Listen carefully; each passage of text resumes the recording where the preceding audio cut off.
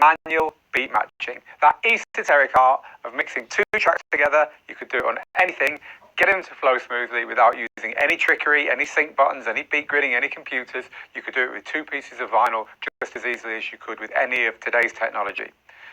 So we're going to look in this theory video about what we mean by beat matching, and then what we mean by extension by manual beat matching, why it's important, and then very honestly, we're going to look at whether you should bother at all. You know, this course is all about practical. This course is all about getting gigs, getting paid more for those gigs, and having more fun from your DJing. And if manual beat matching or manual beat mixing isn't going to help you do that, should you bother? We're going to be talking about that in this video. In the next video, which is a lot longer, I'm going to give you the blueprint, the method for teaching yourself to manually beat match on any equipment. That's where you're going to walk away with the knowledge to go and practice this stuff for yourself. So let's get stuck in with what, why, and why should I? So what do we mean by manual beat mixing? Well, essentially it's lining up the beats of two tracks and then mixing them in such a way that it's subtle and people might not realize what you're doing. It's very smooth. You know, that's the way that non-DJ friends might describe it. But we need a slightly better definition than that. There's really four parts to it. There's tempo matching, which is getting the speed between the two tracks correct. There's beat matching, which is getting the beats to line up once you've done that. There's phrase matching, which we looked at intensively back there in the counting and timing training last month, which is spotting those one beats and lining up your track phrases or sections. But then there's also the mixing part. There's using your mixer creatively and efficiently and proficiently in order to make that mix sound good. So there's really these four areas. So when we're talking about manual beat matching, we're talking about not using your computer's sync function to do the beat matching for you. But specifically, we're talking about not using your computer's sync function to do the tempo matching bit and the beat matching bit, because your computer can't do the phrase matching or the mixing for you. So it's essentially those two parts, getting the speed correct, and then once you've done that, getting the beats to line up. The rest of it, you've still got to do in your head. You've still got to do manually. So why bother? Why bother at all with beat mixing? Well, to start with, it can really add to the smoothness of your mixing. You know, if you're playing house, trance, techno, and so on, it's kind of expected, and it really does add to it for certain. It's a natural extension to all that great counting and timing work that we did last month. Once you can do that stuff, you're naturally going to want to take it that step further. And of course, it can make you stand out, especially if you're a mobile DJ trying to improve your skills and to command higher fees. Being technically better at DJing is definitely going to play into your core, because even today, there's a relatively small number of mobile DJs who can do this stuff. It's expected in certain functions, of course. If you're DJing in a club that plays electronic music, you're going to be expected to do this stuff. But I think most of all, it's fun. You know, it's great fun. It's track selection and programming are the things that your dance floor needs in order for you to do a good job as a DJ. But for you to enjoy your DJing to its essence and to really feel like you're connecting to what DJing's about, manual beat matching is it. You know, that's where the fun happens. It's where the thrill happens, where that tingle down your spine happens. And once you've got that, it's a starting point to bigger things: live remixing, mashups, and eventually production. Because as you learn to layer stuff over an extended period of time over other stuff, you're starting to learn what works and what doesn't, and learning about all kinds of things. So for all those reasons, beat mixing is worth doing. But why learn to manual beat mix? You know, we're talking about manual beat mixing, and that's what the practical tutorial next is going to be about. Well, it allows you to DJ on any gear, including record decks. So that's pretty cool. I hope you can see how cool that is. Walk up to anything with your music and DJ. It lets you smoothly mix into someone else's music. So you walk into a club where someone else is playing on their equipment and you plug yours in, even if you're going to be using sync buttons and so on, it lets you do that first mix where you're taking over from that DJ. It lets you do that well. So you could do a great beat mix out of someone else's music playing on CDJs or vinyl or whatever. And, you know, that can really get you off on the right foot with an audience. It lets you rescue mixes where sync has gone wrong. Now, this is a big one. If you hit that sync button, and I'm sure you've done it, I know I have, and the mix, instead of suddenly sounding better, sounds absolutely awful, well, something's gone wrong, and you cannot fix it by hitting sync again. You've got to do something else. Manual beat mixing, quickly grabbing the headphones and putting that right is a great way of doing it. It lets you DJ with unprepared music. So if you've got tracks which you haven't beat gridded, you haven't analysed, you haven't marked your one beats, you haven't checked, you can still DJ with them. And that, of course, extends to DJing with other people's music. Just literally be somewhere else. Hey, do you want to go on my decks with my music? Yeah, I'd love to. You've got to be able to manually beat match to get away with a lot of that stuff. And it lets you play with difficult tracks. So by difficult tracks, I mean tracks that when you hit beat grid or when you try and sync them, they just don't work. This is typically non-electronic stuff, funk, disco, rock. Some systems are quite good at doing that stuff if you beat grid them carefully ahead of time. Other systems just can't.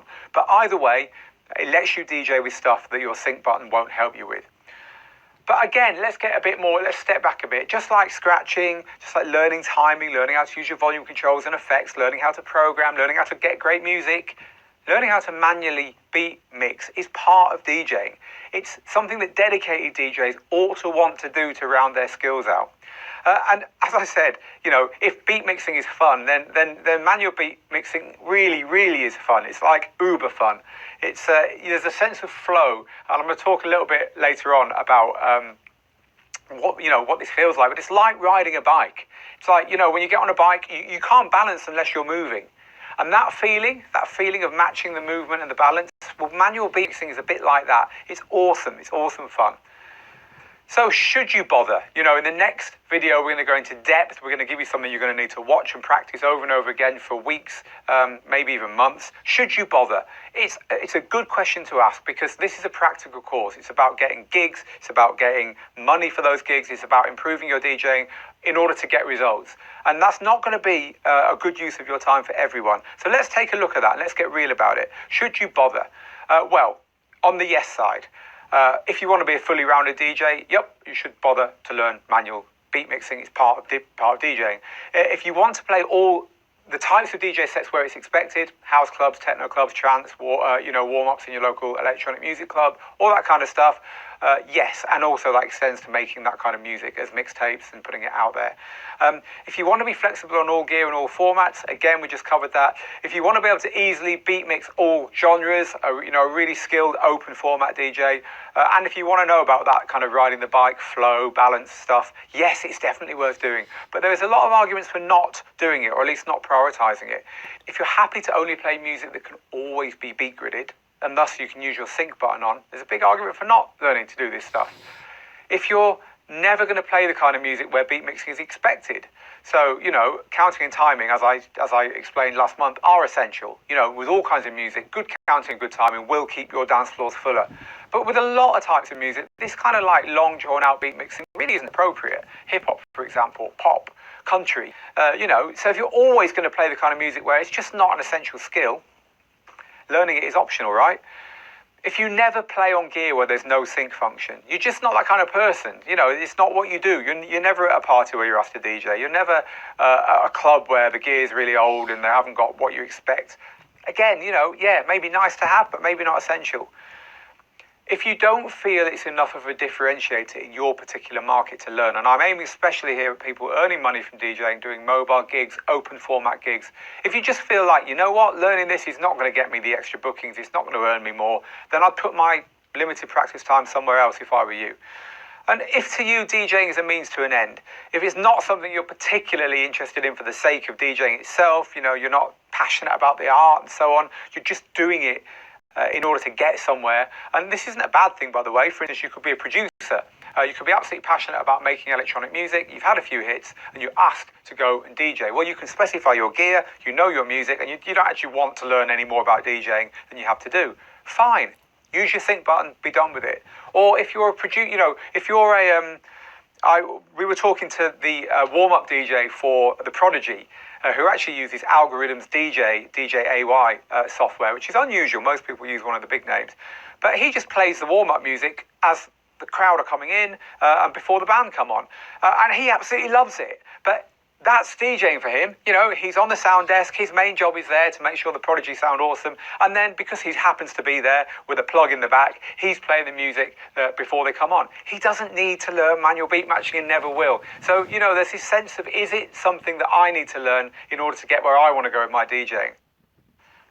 Okay, so I hope that whether you're a mobile DJ, club DJ, you're just an enthusiast, whether you're learning your trade, you've got at least some curiosity and some inkling to do this stuff. It is, at the end of the day, worth doing. I think the riding a bike analogy is the one. That sense of flow, that sense of if I stop, I'm going to fall off.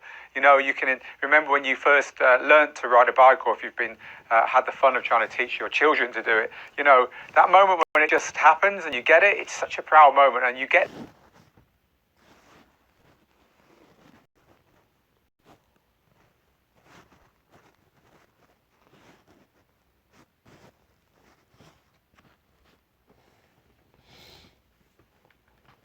really exciting, and this is why we're so excited about the structured nature of this training, because we couldn't have done this before this point. You need the counting and timing stuff from last month in order to be able to do this, as you're about to see. And without this, you're not going to be able to really get stuck into the stuff that's coming in the months that come, because you're going to see in the months that come, as we're doing more and more complicated stuff, us doing some of the things that I'm going to show you here instinctively. You know, the headphones will go on and the hands will fly out, and you'll think, what did he do there?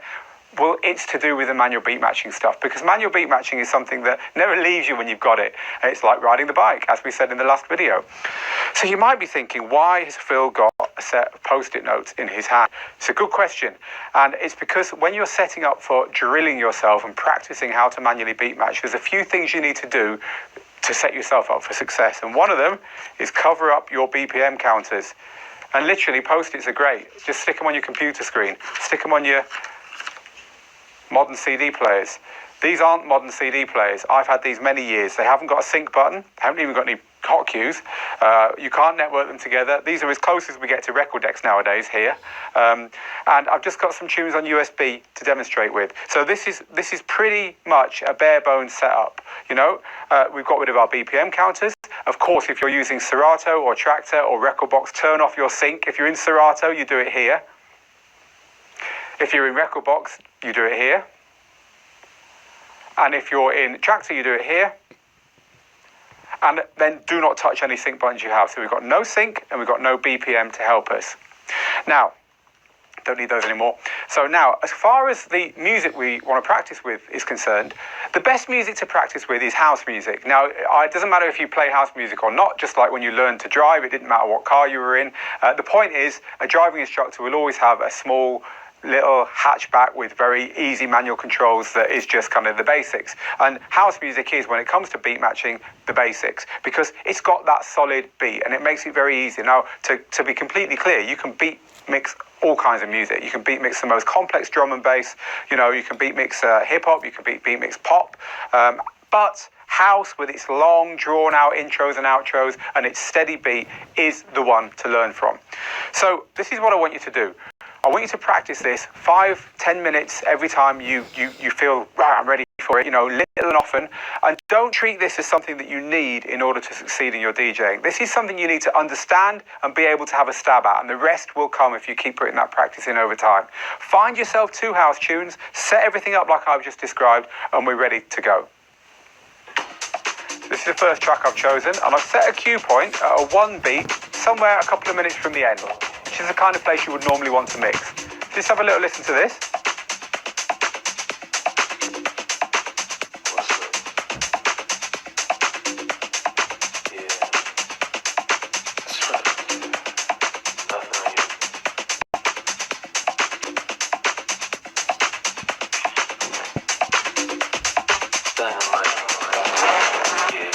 There's our 1 beat. You know all that stuff from counting and timing.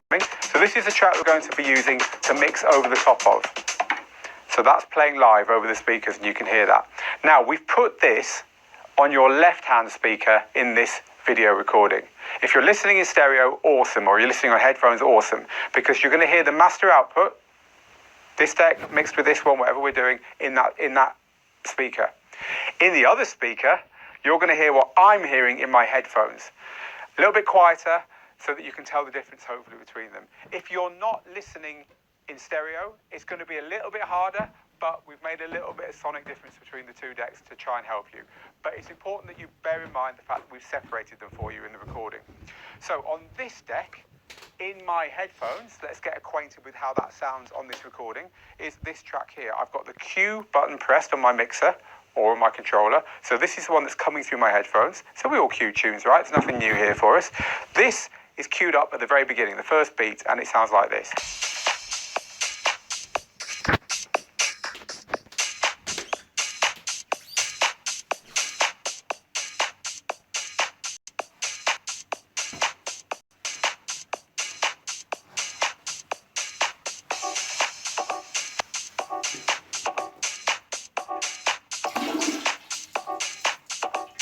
I mean, you couldn't get more bare bones house, could you? It's just a straight house track. There was 8 bars of beat and then another 8 bars with that little organ stab. And that's it. So these are my 2 tracks. And I'm going to mix this one in here. over the top of this one. Now, the tempo control is important because it's a tempo control that we use to do the tempo matching, which, if you recall, is the first part of our beat mix. We do the tempo matching and then we line the beats up. So it's important you have this set correctly. What I recommend you do is set this to somewhere between plus or minus 8% and plus or minus 12%. You know, some decks have got 8, 10 or 12. That's the one you want because that gives you enough movement for it to be meaningful between the tracks you're going to be using. In most genres, you're not going to be speeding up or down more than about that amount, or it will start to sound pretty bad anyway. But there's enough granularity there so that it's quite easy to make the fine adjustments you need. If you had it set to a higher number, you'd have more reach, so you could mix more stuff into more stuff, but it would be very hard to get them to the same speed because a little movement would actually move the BPM a lot. And obviously in reverse, you're going to find it hard to find tracks that even there or there, you can match the speeds of. So about 8, 10, 12 is right. So the production team are having a little chuckle here because they're like, you know, you haven't done a beat mix for a while. I hope you can still do this. And just to prove that it is a beat mix and it's not all set up, these are covered up. And I'm just going to move these tempo faders around a little bit. So even I don't know what speed these are set at. Those BPMs are now a mystery to everyone. A bit like the magician saying, check my cards, or, you know, where's the ball under these cups? I don't know. None of us know. We're going to have to use our heads and use our ears more importantly. So this track here is set to the cue point 2 or 3 minutes before the end. And this track here is set to the cue point right at the beginning. They're both on a 1 beat. Let's start this one playing over the speakers. That's why its faders up. And mix this one in over the top and see whether it, in my headphones, sounds slower or faster than this one. So I'm going to wait for the first 1 beat to come round after the start. This is why that counting and timing stuff is so important. Here it is.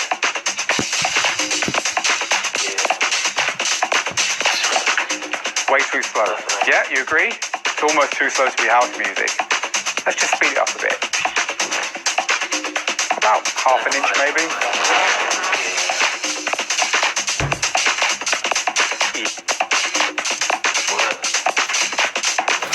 So it's gone wrong, yeah? Still too slow. Speed it up a bit more. Have another go.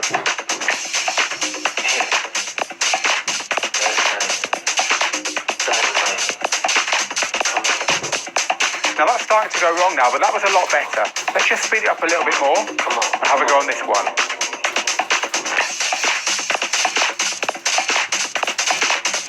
When you're getting close like this, remember only we can hear this slow track. You can nudge it. And it saves having to go back to the beginning. You get them at the right speed, you know this is too slow, or else you wouldn't have had to nudge it forward. So you move it up a little bit. So you can do it kind of live in your headphones without going back to the start. And that sounds pretty good.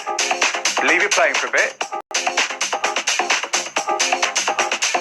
It's actually just pulling away now. Slow it down a tiny bit.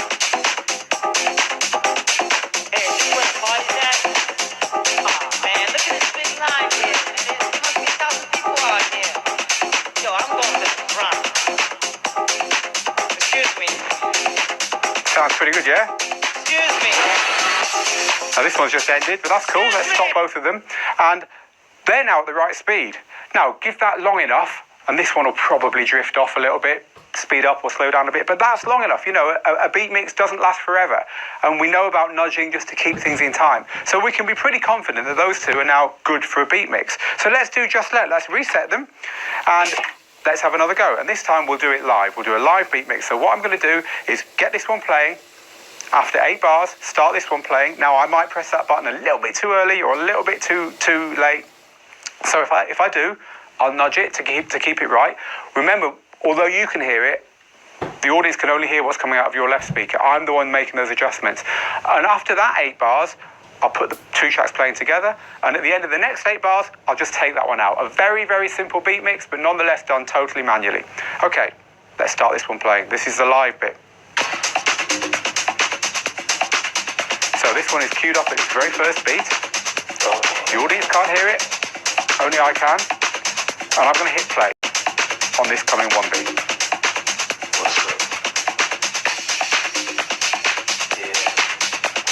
Now I hit it a tiny, tiny, tiny bit too late, so let's speed it up a little bit. That's about right. Let's put it live.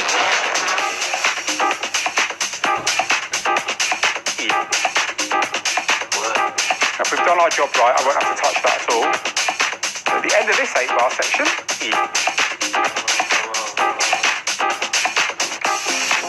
I'll mix into the new one. So that in essence is manual beat mixing, but of course having just seen one, I'm sure you've got questions, and I know what the big questions people tend to ask are. The first one is, do I really have to do that every time I mix 2 tunes? That took ages. You had to start the tune again. And of course the answer to that is no. You know, same with any skill, you get quicker at it very quickly at the beginning. You know, 10 manual beat mixes in, you're a lot quicker than on the first one, and then as you get more and more proficient, that time shaves away more.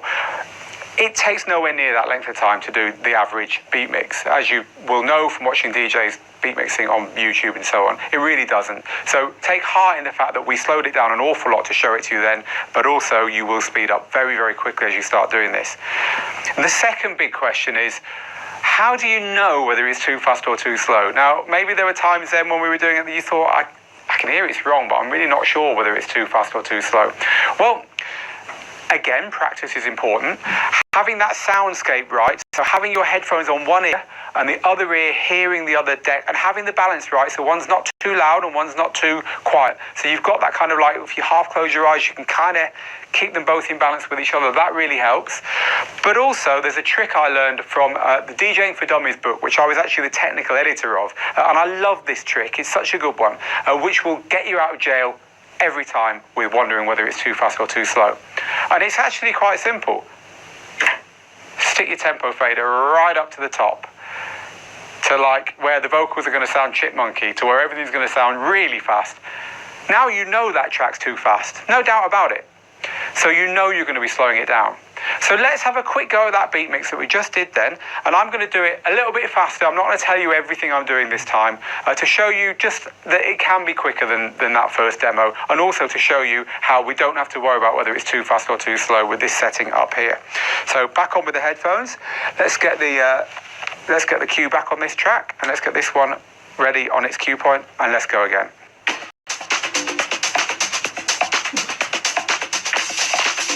Too fast. Too fast. A little bit too slow.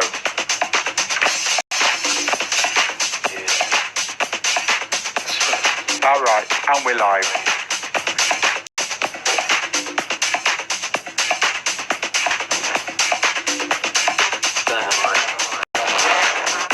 And there's the beat mix. So you can see that makes it easier because you definitely know, but also you can see that it can happen a lot quicker with a combination of just practicing a little bit quicker in your headphones and then throwing it live when it's more or less there, with maybe the odd little nudge that people don't tend to notice. So the other big question, which of course in this day of esoteric equipment with all weird controls on, is like, I haven't got any jog wheels. I've got a Traktor Kontrol S5 or an S8. How am I meant to practice this stuff? How am I going to nail this skill with my modern gear? Surely I'm out the picture there. Well, actually, you're not. Let's take a look at manual beat mixing on a Traktor Kontrol S5. Okay, I'm going to turn that laptop away, guys. They've covered up this deck. They forgot to hide the laptop from me, so I don't know what the BPM is on our traditional outgoing tune here, same tune. This deck has got the incoming tune. So on the Traktor Kontrol S5, it's all about syncing. It's all about not doing manual beat matching, but actually it's perfectly possible to do it using these touch strips, because actually they've got that inertia feel to them. They've got that kind of like jog wheelie feel to them. And if you haven't learned to nudge on platters, on old-fashioned jog wheels or vinyl, actually using that is no different. They're both going to be just as hard as each other at the beginning, and they're both going to get easy going on. So there's no reason not to have a go at it on here. So let's just quickly do the same demo, and then I'll talk to you about why actually it's well worth practicing it, even if you've got one of these. So here's our track, as usual. On this deck I have the incoming track. Let's give it a listen.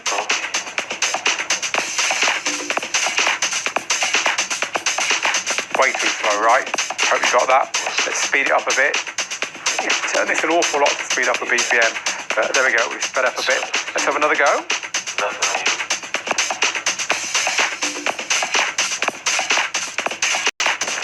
Still way too slow. No, that's not good. Let's speed it up again, a bit more, about another BPM. There we go, give it another go. Started a bit late, so let's nudge it. That's still too slow.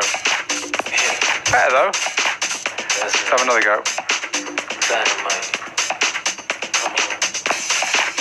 Started a bit late again. Come on.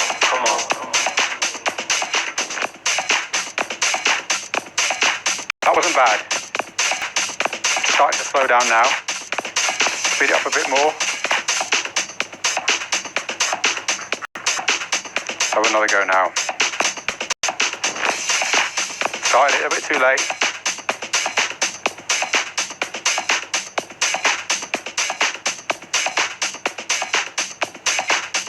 That's fine. So we've done it. And there's our mix.